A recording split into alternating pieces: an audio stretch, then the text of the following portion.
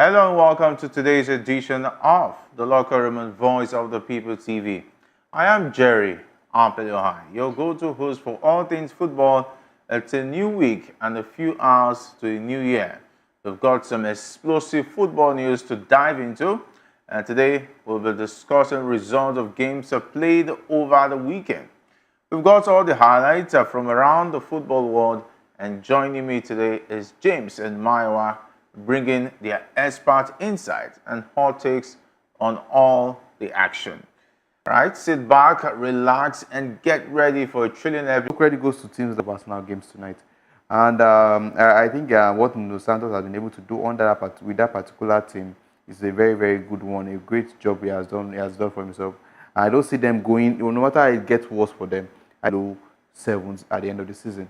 So I'm tipping them to be in one of the European competition next year. If it's not the Conference League, maybe the Europa or the Champions League. Because as it stands, most of these teams are not getting themselves. And congratulations to City. They have been able to get a victory at long last. Yeah, December ending on a good note after it was all nightmares. And of course, they were doing Black Friday, left, right, and center. They didn't want to leave the, talking about the Santa session of the Black Friday in as far as football is concerned. Maiwa joins us, understands what it means to be a part of a team who's been doing Black Friday, and he has been united in defeat with talking about the Manchester sides all along. I don't know whether Man United will be ending their year on a win or a defeat against an informed Newcastle side. Okay, we understand that Maiwa is still finding his way around Old Trafford so that he can be a part of locker room. But let's start with the Nigerian Football Federation Technical Committee, which is set to meet in the first week of next year to discuss and decide on a new coach for the Super Eagles. As previously reported, the team navigated the AFCON qualifiers under the interim leadership of Austin Eguavoen, who is expected to revert to his role as technical director after helping the team qualify for the AFCON. Eguavoen has expressed his preference for an indigenous coach with a large backroom staff. But NFF President Ibrahim Musa Gusau is in talks with potential sponsors to foot the bill for a foreign coach. Gusau, who stated that the payment of foreign coaches has been a challenge for the NFF in the past, and he believes that engaging a foreign coach will help resolve this issue. However, Eguavoen's preference for an indigenous coach is at odds with Gusau's proposal. So is the word of Gusau against Austin Eguavoen in terms of who is to handle the Eagles ahead of the World Cup qualifiers? This is the same NFF that promised that we'll be having a coach at the end of December. That's barely 48 hours away from now. And they are still in a crossroad of if they should go for a foreign coach or a local coach. Make it make sense. It shows that these people don't know what they are doing. It shows that they are not ready at this point. And like I've rightly said, when was the last time? Do try and error for the next few. Try and error for the next few games in the World Cup qualifications, and at the end of the day, don't make us qualify. Then take us to the AFCON, go and try and dump us out in the quarterfinals or in the semi-finals. What's the essence of this? I've said it before. This Super Eagles team, until when the NFF realize that it's a long-term project, it's not a project of 1 year, 2 years, or 4 years, or maybe after their tenure, they will now go back to the drawing board again and start planning for another year again. I don't see hoping that when they qualify for the world stage, the World Cup, their brand name, their names will be shown in the World Cup in every country. They end up not going for the World Cup. You take them to the AFCON, they get crash out in his quarterfinals. How is that going to inspire the sponsor to want to put money more in next year or 2 years from then? So that's it. As it stands, the Super Eagles don't look like a team that is going to make it to the World Cup. And if the NFF if Ibrahim Gusau, because I stand now, I think it's Ibrahim Gusau that is channeling it. Eguavoen said he wants a Nigerian with a full backroom staff of Nigerians. Ibrahim Gusau is saying it's a foreign coach he wants. If at the end of the day Ibrahim Gusau gets a foreign coach, can this NFF brag, hit their chest and say, we will pay this man for the next 3-4 years and nothing will happen? If they cannot, They don't see it as a solution, because at the end of the day, you gotta get somebody that will come and stay for 8 months, 9 months, 1 year. They will come back to the same junction where we are currently, 10 months, sorry, 11 months down. I was just talking about the anyway, the Man United issue, and then we'll get to that part of the show because we've already that ship has gone to take a would I say has gone to take a I don't know what they call it when it comes to boat parking. It's at shore now, so it's getting set to sail again. So let's leave it at shore. Then let's talk about the Super Eagles situation. You're welcome. Compliments of the season to sail again. So let's leave it at shore. Then let's talk about the Super Eagles situation. You're welcome. Compliments of the season, Mayowa. It's great to have you join us on Locker Room. It's always amazing to be here. I came when you started talking about the and Gusau being at Crossroads. I think they are not a brand anybody will invest in. Any brand, if the NFF comes out and say they've already secured somebody that is willing to pay for the supposed foreign coach they want to hire, I think they are probably just deceiving themselves, because it is our World Cup is in the hand for other teams. Even a lowly Lesotho, I know disrespect to Lesotho, a lowly Lesotho is ahead of all in the World Cup qualifiers. So I mean, which brand, a chief marketing officer or marketing director of a big brand, what are your top management to invest in Super Eagles? Because I don't think there's any ROI, return on call it. I don't think there's going to be investment because of how poor the NFF has managed the Super Eagles affair. 11 months down the line, we have not sorted the issue of coach out. I mean, we've said it over and over again. The NFF, and we've been helping them to peddle this lie as regards they don't have money. They are allegedly, because I'll continue to use the word allegedly because I don't think they don't have money. They actually have money, they misused it. Allegedly, they claim they don't have money, yet they want to be carrying their weight. I mean, it doesn't make any logical sense.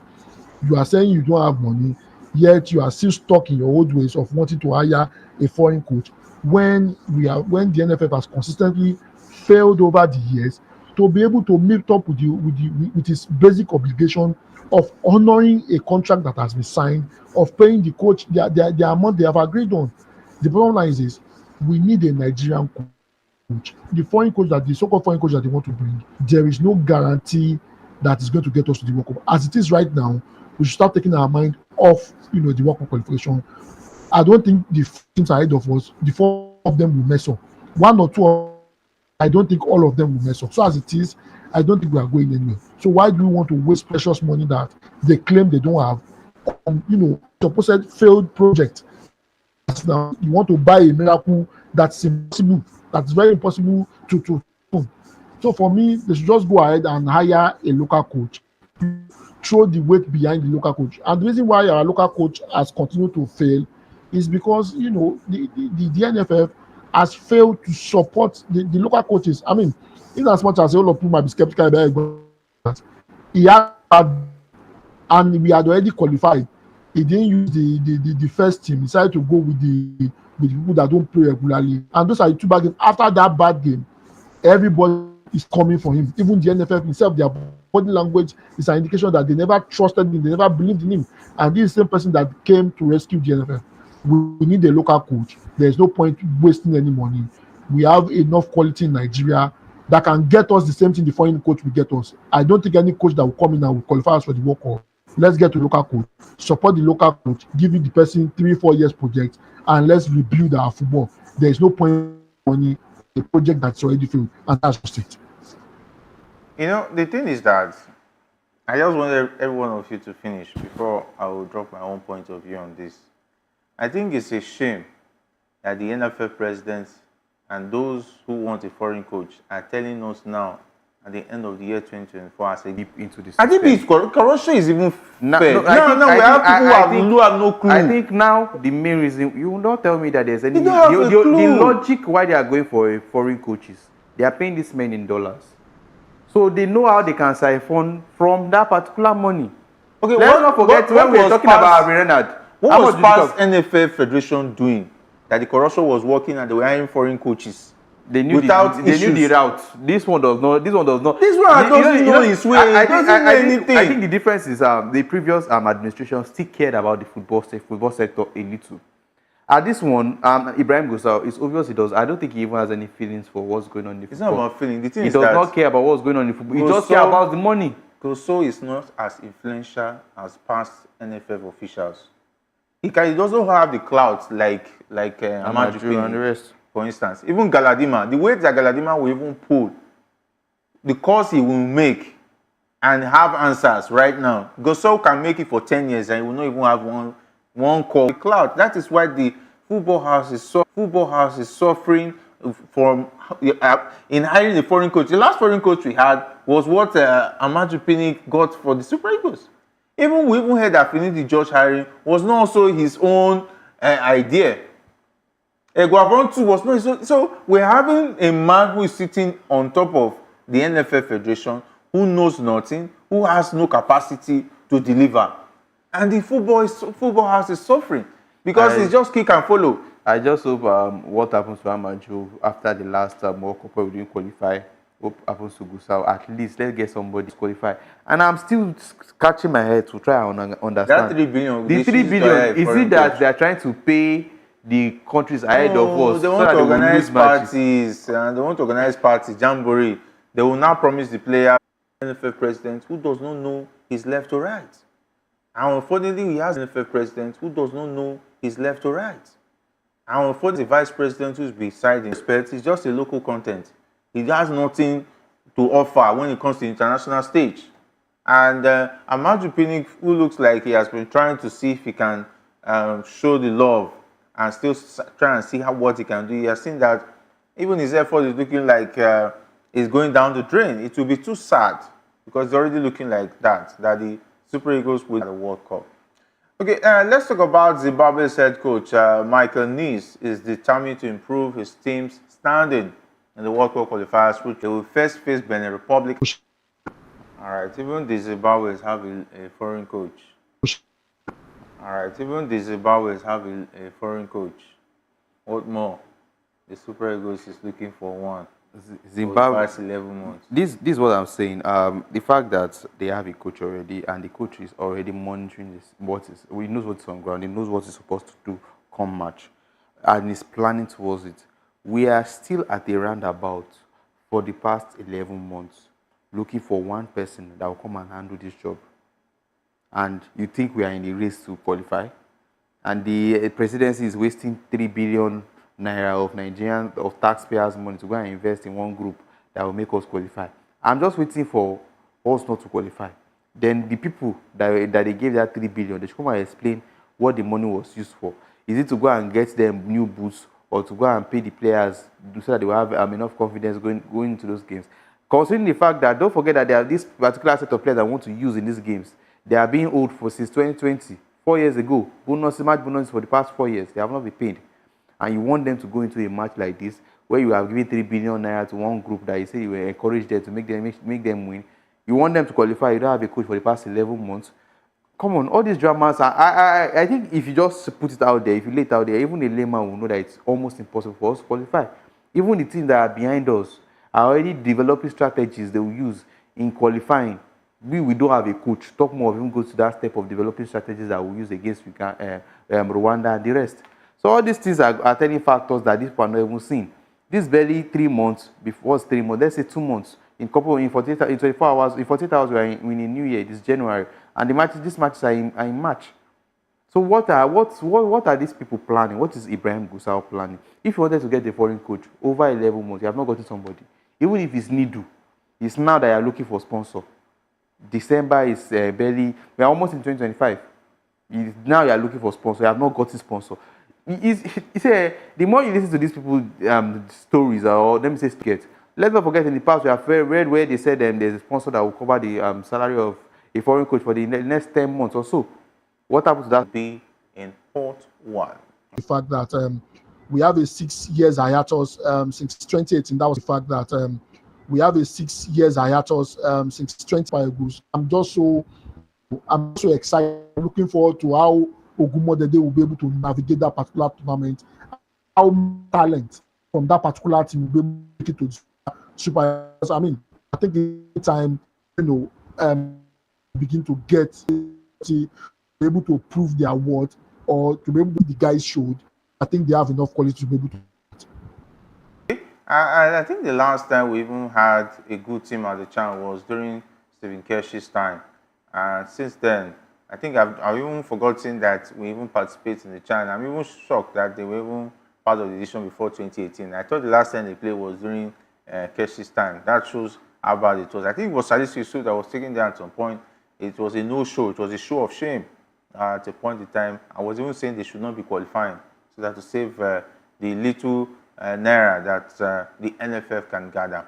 All right, let's talk about the English Premier League, where it was fireworks over the weekend, just because Liverpool showcased their dominance by defeating West Ham 5-0, extending their Premier League lead to 8 points. 8 points is still very little if you want to win the league title in the English Premier League. And of course, I understand why the Slot is still being humble.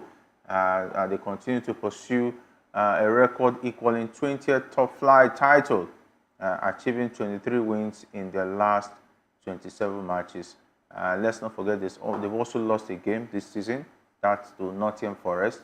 And key players including Luis Diaz, Cody Gakpo, Mohamed Salah, Trent Alexander-Arnold, and Diogo Jota all contributed to the victory. It was a 5-star performance with the on fire this season. Liverpool is one team you don't want to rule out of any competition this season. The way they have been able to arrange themselves, the way Arne Slot has been able to bring his style, a little bit of difference from what Klopp used to do, a more attacking and defensive side. And they have been able to build on that very, very well. They are scoring goals and conceding in less. And the way Salah has been able to carry himself, I think he has already equaled his goal for last season already. And we are just in December. We're just in December, and the games are still like 4 months still like 4 or 5 months before it ends. So it shows you how these players have been able to step up, how Salah has been able to regain his confidence and finding back of the net, creating chances for others to shine.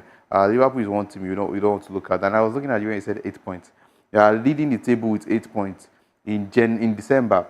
Basically, January, you're not playing any games. They still have one game at hand. Don't forget, we still have one friendly. And I'm saying it's just 8 points. Is it Everton match? Is it a friend? Yeah, sorry. Yeah, one game. Everton has stopped several teams. Saying this because what happened to them over the weekend? Who flogged them? What happened to them over the weekend? Who flogged them? I forgot to remember who trashed them over the weekend. Was it Tottenham? No, Tottenham drew against Wolverhampton. They were trashed. Nottingham Forest. Nottingham Forest have been one of the informed team this season. Definitely. You are saying you have 8-point lead. This January already. You cannot be saying you are not in the title race. You are leading the league. No, they could be in the title race. Doesn't mean it's over. With one outstanding game. So don't tell me that 8 points that can become 12 points or 11 points. Sorry, you will not tell me that you're not in title race. So let's just keep looking at and the way it's looking. I think when you take a look at the league table, I think the only serious teams you will see is Liverpool, obviously. I will not consider Arsenal serious. Now that Saka is out injured, I don't see them having a very long run of unbeaten games. They will surely drop points again soon. And when you look at the league, you see Liverpool, and you see Nottingham Forest. I think that's it. Chelsea. Yeah, Chelsea. And I think that's it. The rest are a bunch of inconsistent teams. Chelsea too has dropped points in 2 matches back to back. That's what's going to happen in the next game, I think, tonight.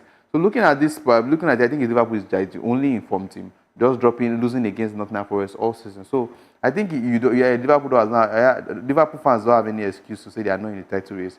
I think it's just the title race doesn't mean they are between them and Chelsea at this point. Just between them and Chelsea. I see nobody else. All right, and of course Chelsea will have to do well this weekend. Today, okay. Maiwa, you saw the 5-star performance courtesy of Liverpool. What's your take? Well, I mean, Salah is in the class of. It's already way into the. I think Africa will probably get another Ballon d'Or winner. Should Liverpool are able to start league at Ballon d'Or at 32, 3-goal contribution, 2 assists and 1 goal is an indication of you because he wrote off He has and been Mohamed shying Salah, away from has come that back. conversation. Don't mind him. He And doesn't want to have that Mohamed conversation. Salah, yeah, Mohamed Salah is shutting up critics, and kudos to him. I think it shows the kind of class as Trent Alexander-Arnold, another. I still wonder what Mikel is on the job. I think he'll probably be fired after the next round of matches. I don't think he has any idea of what he's doing.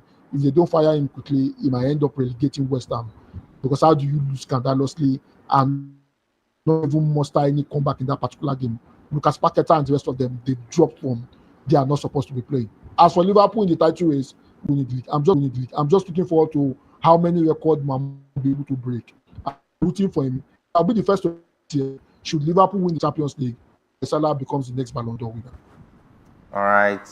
They will have to win something because sometimes you might be very, very good in terms of the season, but when your team fails to win something, them in the competition that kept them up to the finals, but I don't think that was enough.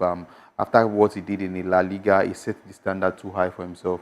They were expecting him to be at least, when you're talking about the best players in the Euros, you're expecting him to be at least in the top 5.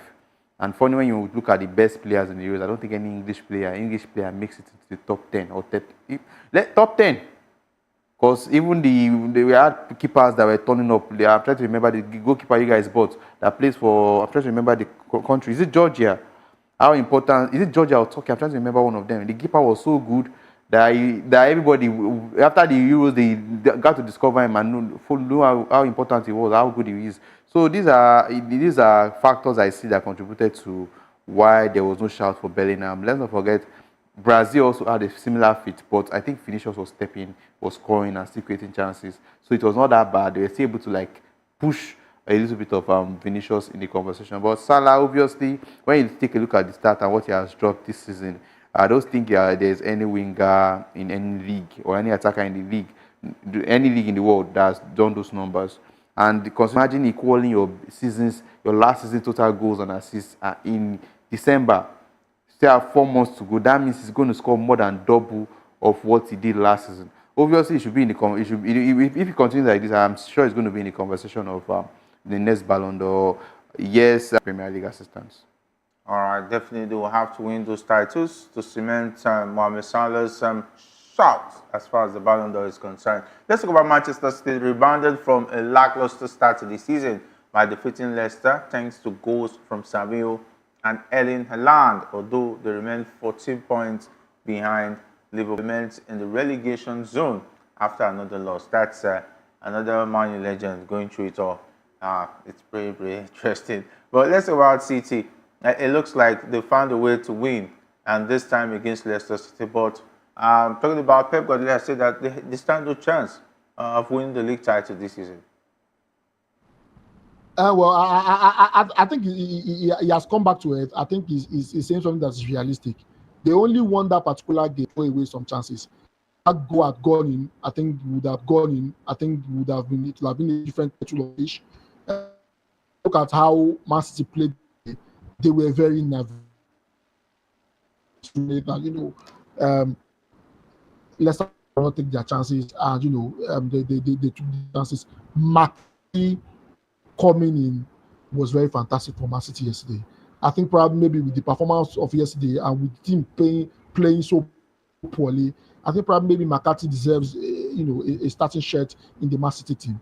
As it is right now, for me, the performance of Guardiola is still touch and go, as they say it in the medical palace. The performance was not the usual Man City performance.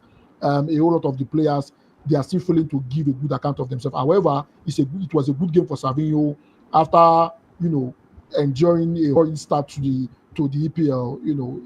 He has not been fine or lost in that.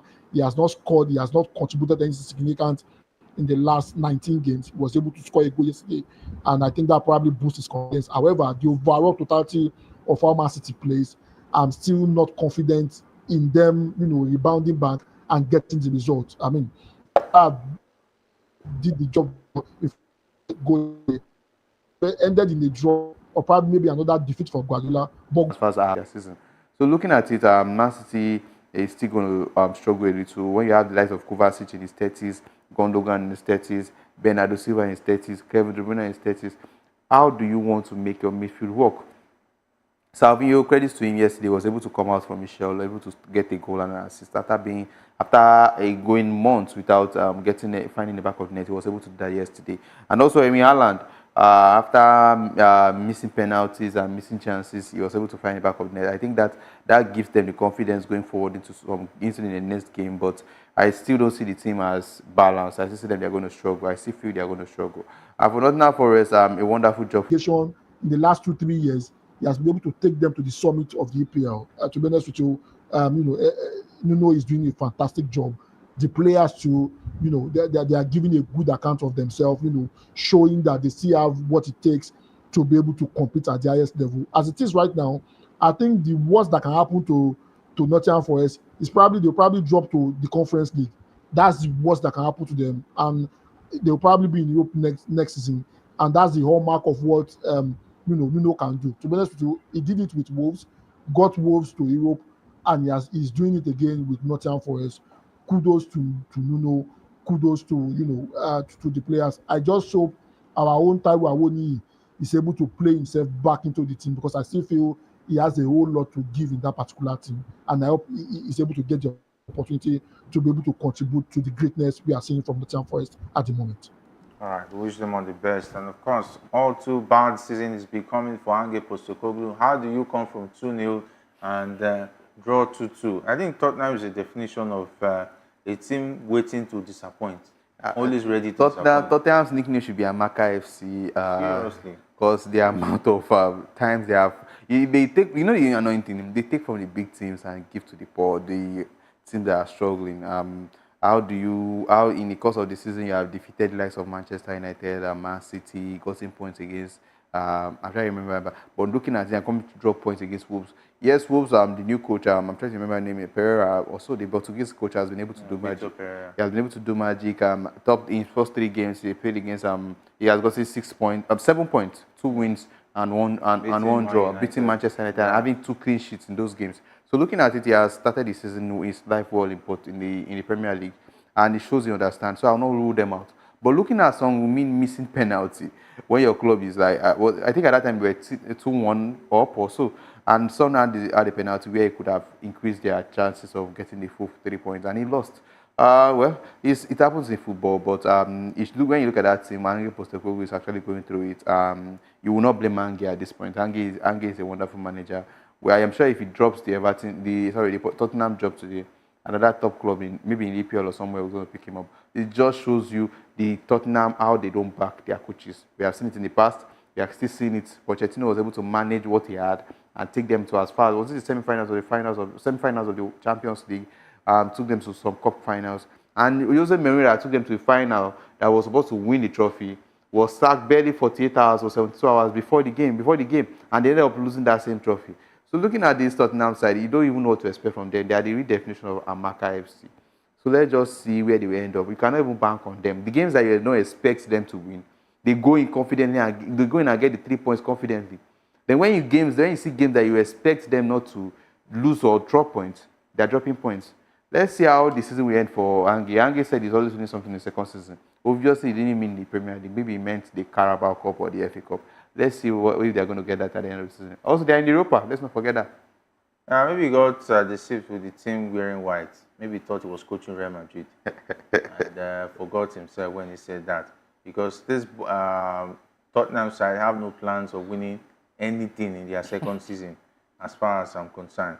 But no one is talking about Bournemouth. They've been on form this season and they are 6th on the table. They played out a 2-2 draw against Fulham yesterday. It was looking like Fulham was going to roll away with that victory, but it looks like Bournemouth had other plans. And in the midst of that, they've been able to dispatch Manchester United. They've beaten Ipswich, they've beaten Wolves, and you don't want to rule out Bournemouth. Maiwa, it looks like they're also going to be on the other side chasing top 4 this season. I mean, see, they are very competitive. They are ahead the likes of Man City. That's how good they are at the moment. They are ahead the likes of Manchester United and the rest of that. It shows how good they are. And I will not be surprised, if they end up playing themselves into an European sport. A whole lot of the top teams, they are not giving a good account of themselves. We just spoke about Tottenham right now. Since Pochettino took them to the final of the Champions League, since then they have been in consistent decline. And the reason is very simple. Danny Levy has not invested enough in that particular club. And that's the reason why a whole lot of coaches struggle. Antonio Conte came, he was chased away like the thief in the night. Mourinho came, he was chased away like the thief in the night. Ange will probably be also be chased away like the thief in the night because the results are not resulting as they say, as they say on X. So the bottom line is this: Danny Levy needs to invest in that particular club if they want to, be able to rebuild. As it is now, since after that Champions League final, they've not rebuilt, and that's the reason why they are where they are. As for Portsmouth, small team with a very small budget, punching above their weight. These are the kind of things we want to see, and that's the reason why a lot of people tout the EPL as the most competitive league in the world. How do you explain it? Bournemouth is ahead of a Tottenham. Bournemouth is ahead of a Man City, whose total worth of player, will buy times 3 of everybody playing in Bournemouth. That's how good the EPL is. And kudos to the Bournemouth team and their coach, for being able to, be consistent in terms of, going ahead in the league. All right. I think the two teams are duly matched and they fit each other. Fulham and Bournemouth. They started the season well. I think they are just about 1 point away from each other and on the log. Bournemouth is currently 6th and Fulham is in 8th position. Let's not forget what Marco Silva also is doing at Fulham.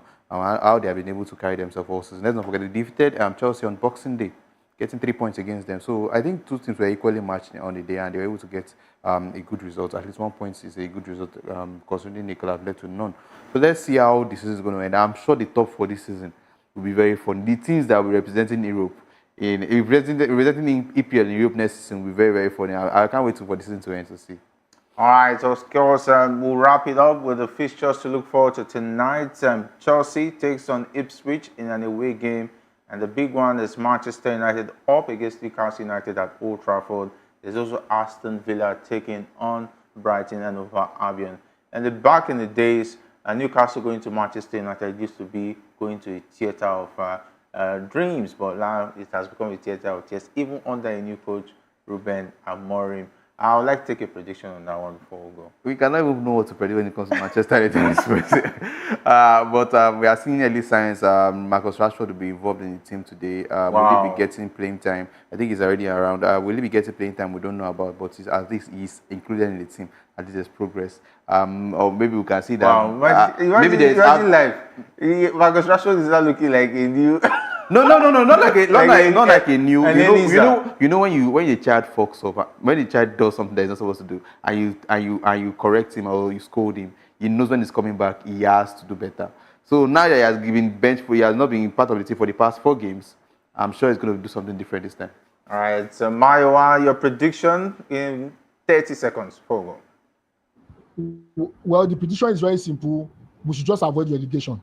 There's no point, talking about what the result will be. We should just keep ourselves above relegation because if Everton, Leicester, and the rest of them begin to do very well, by April we might be fighting relegation. So please, Ten Amorim, please just get relegation.